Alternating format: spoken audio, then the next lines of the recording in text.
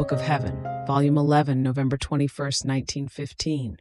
Man forces God to chastise him and to make himself known by means of justice. Finding myself in my usual state, I saw my always lovable Jesus for just a little, and I prayed him, for pity's sake, to change the decrees of divine justice. I said to him, "My Jesus, no more. My poor heart is crushed in hearing about so many tragedies. Jesus, enough. It is your dear images, your beloved children, that moan, cry, and grieve under the weight of almost infernal instruments." And he, "Ah, my daughter, yet all the terrible things that are happening now are only the sketch of the design. Don't you see what a large circle I am marking?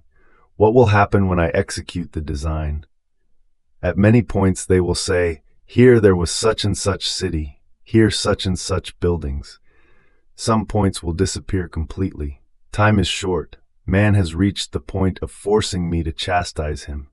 He wanted to almost challenge me, to incite me, and I remained patient, but all times come. They did not want to know me by means of love and mercy. They will know me by means of justice. Therefore, courage, do not lose heart so soon.